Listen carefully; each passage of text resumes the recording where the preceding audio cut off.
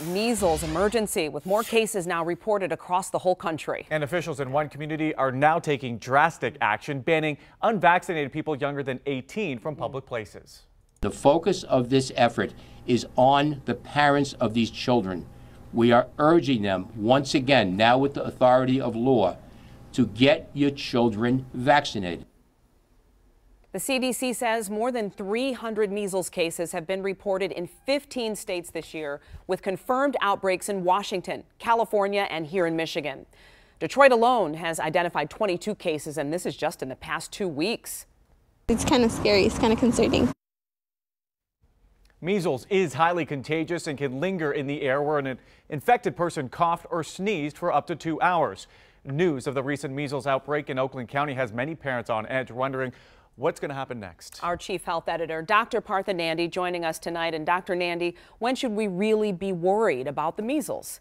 So Glenda, I can really see why many folks are concerned, especially as parents.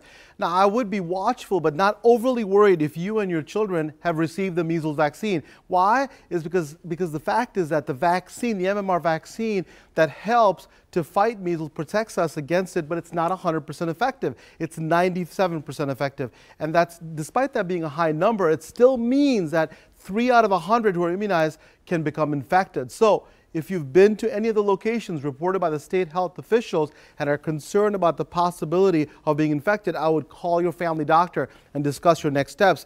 And now this is really important to do if you have a child under the age of 5, if you're taking immune suppressant medications or have a medical condition like cancer or tuberculosis, because serious complications are more likely to happen with these groups.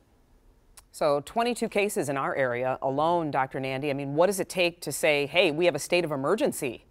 That's a great question, and so a state of emergency is only declared when it's believed that disaster has happened or is close to happening. It basically warns residents and brings attention to the issue. It also alerts our state authorities so that they're ready to respond. Now, recently, a state of emergency was declared in Rockland County, New York, where they have 153 confirmed cases.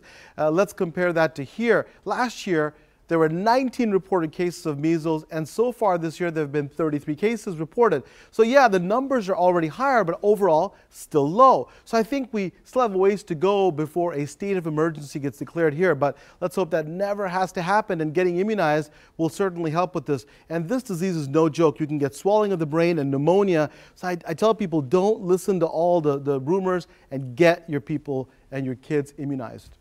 Because it can be fatal. Right? It can be fatal and it can be prevented. That's the thing. 97% effective, but if you don't get immunized, you take away that protection. That's what I worry about with the kids out there. All right, Dr. Nandi. Some very good information. Yeah. Thank you. Pleasure. And for a county-by-county breakdown of reported cases or a list of steps you can take to avoid exposure, just go to our website, WXYZ.com.